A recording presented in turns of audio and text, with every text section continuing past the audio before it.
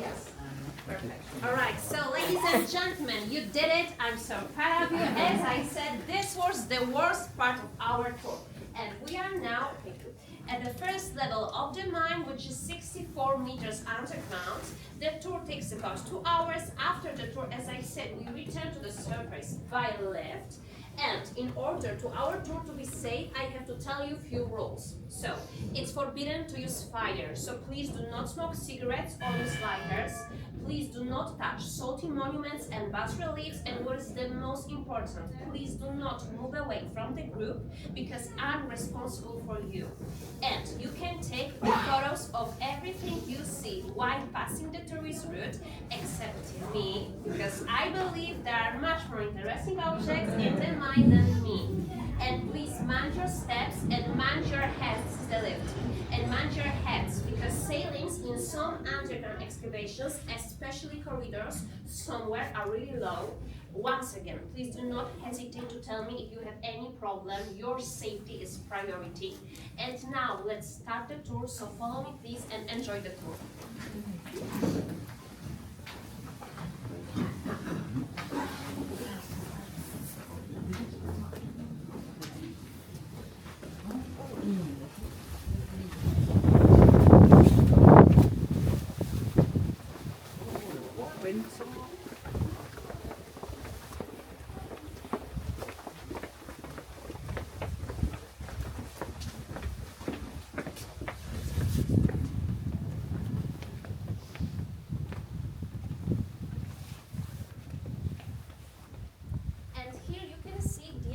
Small shaft, and this small shaft was used as an extension of the Daniłowicz shaft to the 19th century. Daniłowicz shaft is the main shaft in our mine today, and we used this shaft to go to the first level of the mine. And this small shaft was used to transport the blocks of salt, the main products of our mine from 13th to 19th century. They weighed a lot, and its shape facilitated the salt transportation of these blocks of salt, which were extracted at the deeper levels of the mine and then lifted up through the small shaft to the surface. And what's more, this small shaft is used to introduce fresh air into the mine. That's why you could feel the blast of fresh air at the pit where we actually started the tourist route, because this small shaft introduces this fresh air into underground excavations all the time.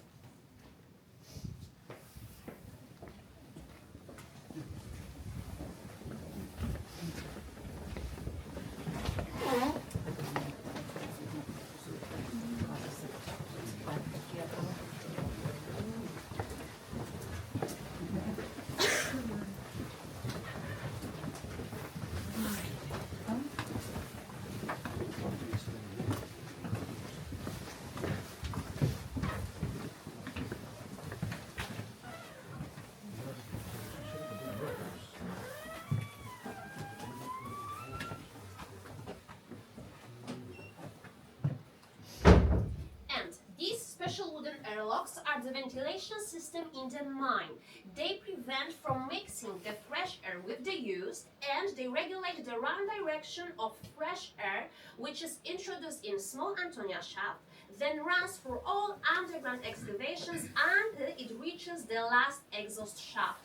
And while passing the tourist route, we go to the special wooden airlocks, and I ask everyone to enter the space between them so that no one stays behind the closed door, because if the second door is closed, I can open the first one.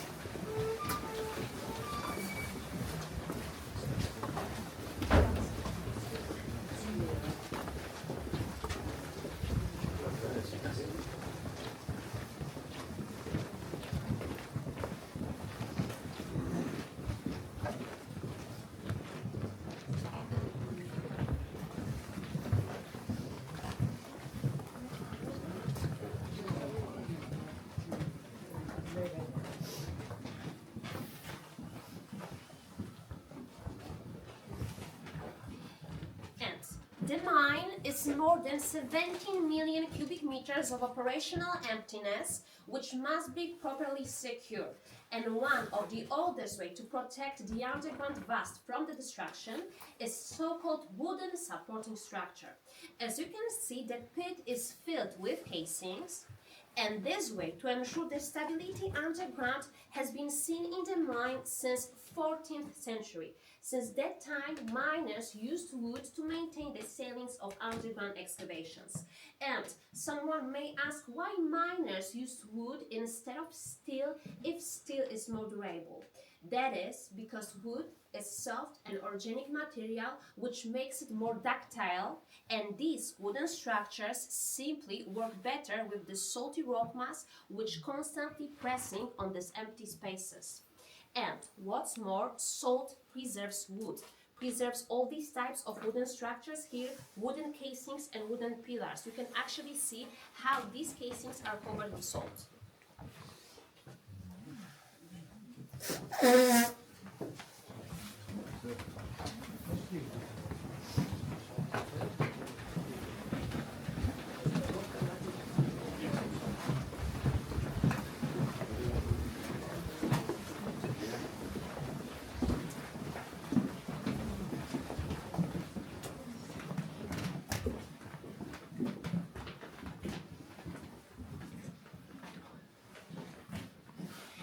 And here you can see one of the oldest devices for vertical transport of salt, hand cross. Similar devices were used even in Middle Ages, and the rope wrapped around the core attached to the blocks of salt that we have already seen, the main products of the mine.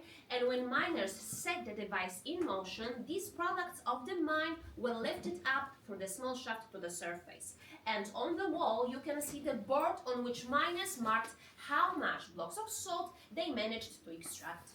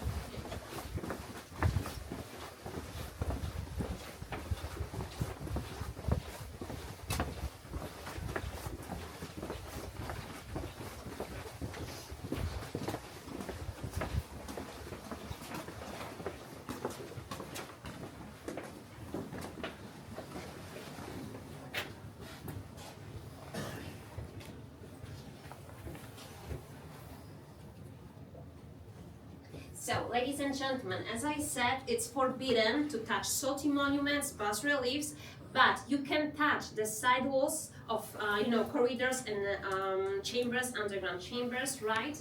Or even lick it if you want, but I want you, it's extremely salty, it's disgusting, but as I said, you can do it, touch it, or even lick it.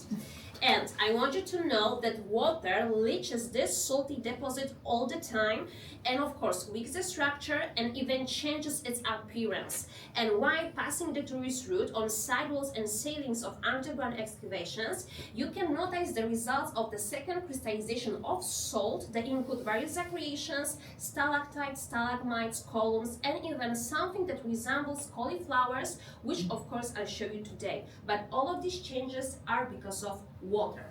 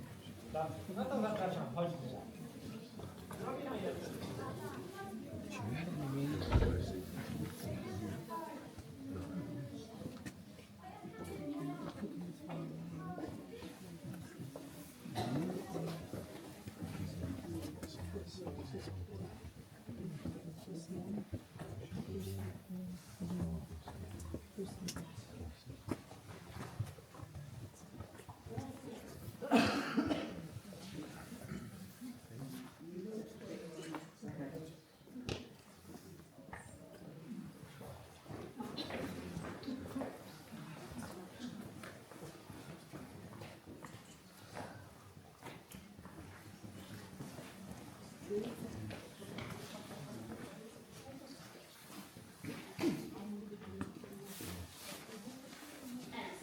now in the Nicolas Copernicus chamber. He was a famous Polish scientist and astronomer who visited our mine in the 15th century. And his visit initiated tourism in our mine for people who had the biggest impact on political situation in the country, who were the richest. Unfortunately, in the past, only for them the mine was available. And I want to emphasize that monuments and bas-reliefs made of salt here underground in our mine were created by miners who were artists. They created all these types of art here underground.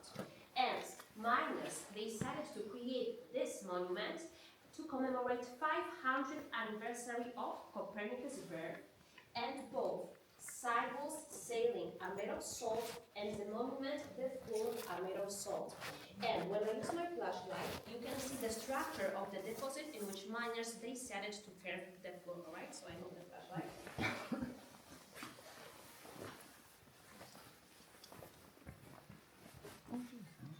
Yeah, you can see the structure of the deposit. And now, the best type of salt in our mine, clear white salt, among the gray salt with different kinds of impurities like this, right? Similar situation over there. Yeah, dark salt and white salt. Yeah. Similar situation with the monument, right? Which firstly was just block of salt which miners extracted, and then they decided to create this huge monument of Copernicus here.